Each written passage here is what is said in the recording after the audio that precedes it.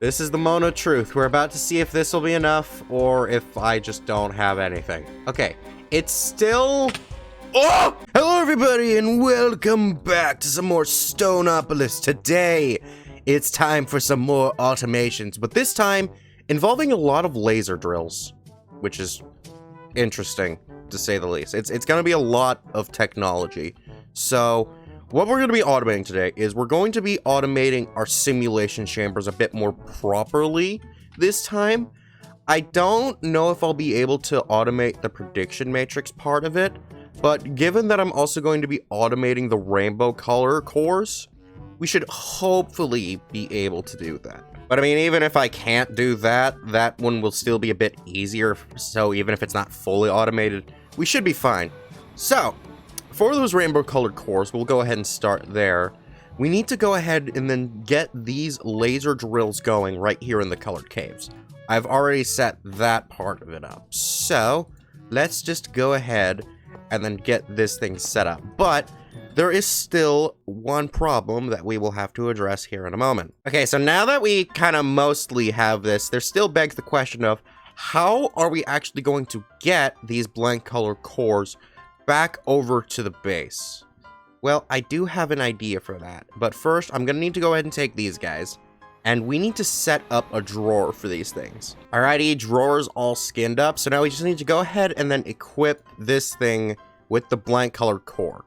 But you might be wondering, Cookie, this doesn't get them over here, you idiot. And yes, that may be true, but I do have a little bit of a plan as to how I'm going to do that. And it is going to actually involve the ender drawer. For me to get the ender drawer though, I need to go ahead and make myself a few of these eyes of ender. Now we have ourselves those, which means we can now go ahead and make ourselves 2 of these ender chests. And now I just need to go ahead and then make myself a drawer again. We can go ahead and go for the double drawer, that way that'll actually give us exactly enough to be able to make ourselves this ender drawer, which I need 2 of still. Gosh dang it.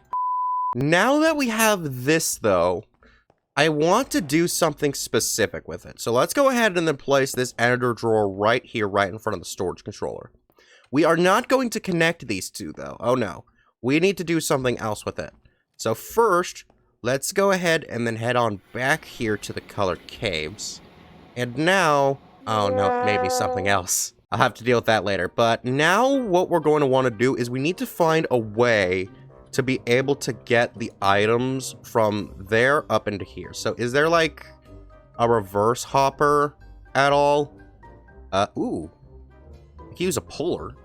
That'd be able to get me up there. Alrighty, I got the puller upgrade, and I also put in a bunch more laser lenses. So with all of these things full with the rainbow one, it should only be able to make the blank cores.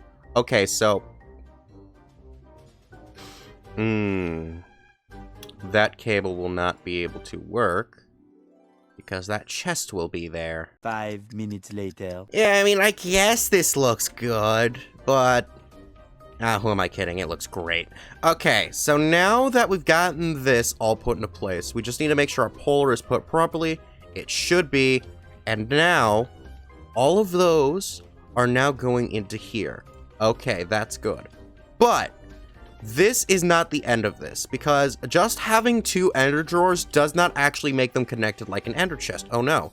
We need to configure this thing. So I need to switch this to do something certain. So yeah, I've stored the frequency on that tool. All I had to do was shift left click it. So then after that, we just need to go back here and then shift right click this. And now it's proper. So now we've got that ready. I've put an input routing node right up here with just a deny list. So now we should just be able to go ahead and then... wow. That is a lot of laser there. Holy crap. It all melded in so much. Huh. And we're about to add one more to the mix. There we go.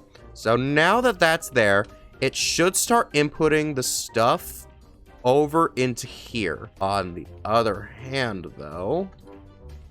mayhaps not. It's input to output. Priority 2. There we go. Now it works. Okay, so there we go. Now we got ourselves our blank color cores automated. So if anything else shows up in here that's not a blank color core, this whole thing is broken and I'm gonna need to rework it. So hopefully that doesn't happen. Okay, but now that we've gotten ourselves our blank core, we needed to be able to actually automatically change them into the rainbow core. Because if we look in here, I do have the recipe to get it, which it just takes these blank woods and turns it into the dark core, the bright core, mixes it together. But that's on command. And I can't just put it to be where like just automatically doing that through this thing, because, well, then I wouldn't be able to autocraft anymore. I'd need to set up more of these, and I don't want to do that. I always take a minimalist approach, not out of principle, but out of laziness. So thank you, AE2, for enabling me for so long. So then what we're going to need is some kind of crafting terminal, or some way to autocraft things. We have this thing here from Stoneopolis Utilities, which is called a crafter. I don't know how this works, and frankly, I don't know if it's even going to help me. But it's called a crafter, which means it's probably worth a shot. So we just are going to need to go ahead and make ourselves 3 crafting tables and 2 hoppers. It's actually a very cheap recipe. So then we can go ahead and make this baby. And then let's go ahead and see, how does this thing work? So it looks like it's got a slot. So if I click on... oh. Did I just duplicate that? Wait a minute. Can I put these back? Okay, so I don't know why it's not working. But I know that it seems to work when I go like this. And then specifically from this top middle one, I shift it all out. And then it starts to progress. And then it makes more of these. So wait, if I were to take this one out. Why? Oh, okay, wait. I understand kind of now. That is weird though. Okay, wait, so it needs to have multiple of the same thing in there for it to actually work? I guess the first one kind of acts as like a recipe for it. And then you add secondary ones for it to work. But for some reason, by doing that, what? You're all not gonna believe this? Okay, wait, hang on. Quick sidetrack moment here. This is the second duplication glitch I have found this week. Because in my most recent, what's it called? FTV Neotech video, I literally found another duplication glitch there too. I live by a rule, if it's in the game, it's legal. I don't know how to make that work though. Okay, let's get back to the point. Okay, so the more I've been thinking about it, the more I think that really the best way for me to actually do what I want with the rainbow cores is actually going to be to use it through AE2, which I remembered actually has this crafting card, which will actually stop when the inventory it's sending it to through this export bus is full. So I guess then let's move on to what I actually want this for then. So you may all remember when I first started the episode, I was in this little room right here.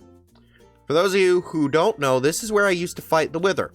But now that I have the Wither prediction, which should actually be in here, I shouldn't need to do that anymore. In fact, I should only need to summon 1 more Wither ever. This room is actually going to be for our hostile neural network automation, because in here, I'm going to make the rainbow core generators.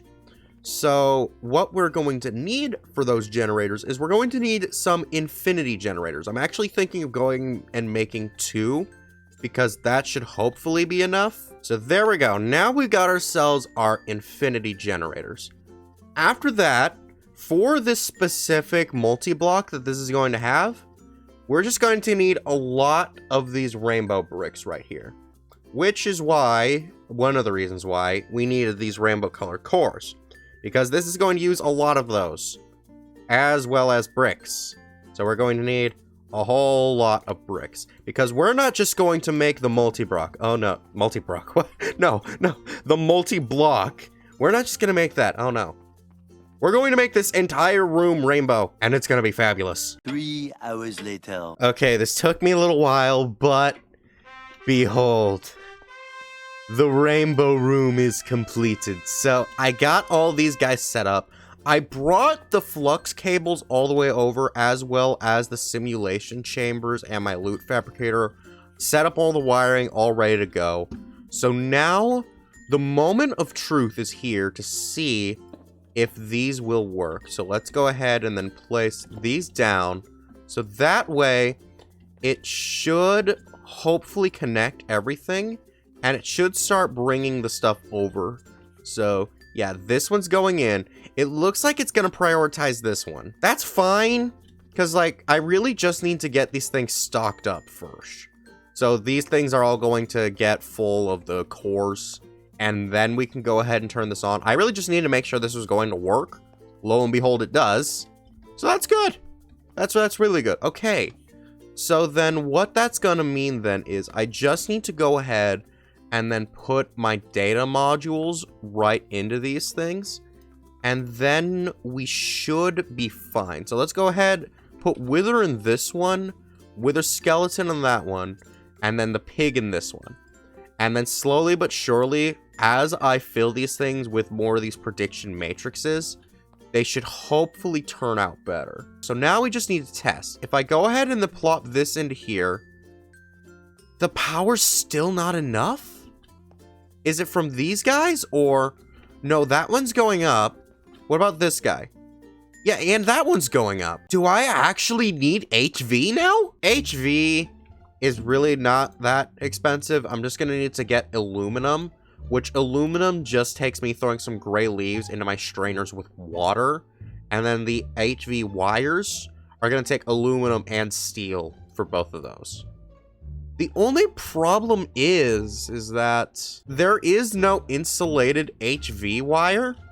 So whenever I'm walking around here, I would need to be very careful because these things will constantly be able to hurt me. 2 very boring minutes later. Alrighty, I set up all of the HV wires. So now, this is the moment of truth. We're about to see if this will be enough or if I just don't have anything.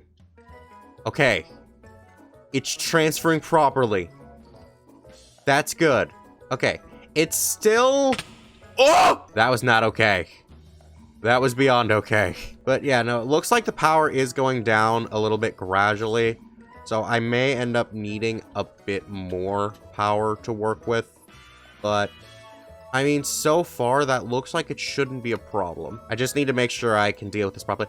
Oh, shoot! The sequence prediction succeeded! Oh, shoot! There we go! Okay. So then this one would go up here. And then we can go ahead and configure that one to be this one right here. And there we go! Now that works! Awesome. Okay. Now, here's the question. If I go ahead and take this off, I brought over one of my frame controllers, and we can go ahead and connect that there. So, no, okay, I was afraid of this. So, because these things are linked completely, those ones act as pseudo drawers, all of my upgrades are the same. So, I couldn't just put in, like, a pull thing to be able to pull the stuff down from up there. I can make that work. It's just going to be a bit annoying to deal with. Because remember, the next thing I need to do is I need to get a way to be able to pipe out the predictions that these things make and then send them automatically to my drawer wall. But as that's pretty much just more the same, just putting more of the laser nodes down, figuring out more shapes and all of that, just a lot more stuff that's just going to be the same. I'm going to say that this thing is good for right now, mostly because I don't want to die again. I don't want to deal with that. So I guess then we can go ahead and move on to our final automation that I want to do today. This automation is actually going to be a bit annoying. You all remember in one of my recent videos, I don't know if it was the last one or not, it's getting a bit fuzzy for me, but I made the stasis chamber. And I was going to use it to try and cheese the Wither boss, but that didn't work. Actually, no, I think that was in the last one. But yeah, the stasis chamber didn't work, and it broke. So that was an unfortunate little accident. We need to make it again. Fortunately, I have already made the Supreme Machine Frame I was going to need for this. And also for this next thing, because we are now going to need to make our fluid laser drill. Alrighty, let's go ahead and make ourselves our fluid laser base. And there we go. And I already made the laser drills before we actually started the episode. So that is good. So, some of you at least might be wondering, what does the fluid laser drill do? Well, it does exactly what it sounds like. It mines fluids. But then you might also be thinking, what exactly did this have to do with the stasis chamber and the wither situation? Do any of you recall earlier in the video where I mentioned I would need to summon at least one more wither? We need to laser drill the fluids from its skull. So yeah, I'm gonna recycle this little area over here for it. And just in case the wither ever escapes, I will keep this mob crusher forever on standby. I won't turn it on unless I absolutely have to, because it will kill it if it's in the stasis chamber. So what we're going to need to do then is we're going to need to set up the area for the laser drill and the wither and the stasis chamber. So I'm probably going to need a few more flux points. So that shouldn't be too big of a problem. A little longer than a few minutes later. Alrighty, I managed to get the whole thing right here set up now. There we go. Okay. And I also put in a purple laser lens down here. So this should work. There we go. We already got ourselves some ether gas. That's awesome. And unlike the ore laser drill, this one only actually needs to go for 20. So considering that I'm gonna just be using this as a sort of passive source, I shouldn't need to speed these up any, if at all. So it should hopefully only use, yeah, it only uses 1000 FE, probably every tick. But wait, no, because it only makes the things go down afterwards. So I don't think it is. I think it's just 1000 every generation. Okay, so this whole thing is only worth about 4000 FE, which should hopefully not affect my main generators too much. But I mean, even if it does, these ones up here are very easy for me to make, and I have a huge backlog of power, so it's like, oh, wow. Okay, it might be affecting it a little bit. Okay, so I'm definitely going to need to make a few more of these guys. Ow. But that shouldn't be a problem, so... Okay, there we go. Now we've got ourselves our ether gas production going, which means now that we have that thing automated, as well as our, well, this thing's almost fully automated, but we've got ourselves our at least generalized predictions ready for automation. What this also means is that in the next video, we should be able to get started with our extreme crafting, or what is this called? Extended crafting, not extreme crafting, it's a different mod. And it's all going to start with a black iron frame, which is going to take the ether gas. So do you like this video? Good. Then be sure to check out our last Stoneopolis video where we started our hostile neural networks. Bye-bye!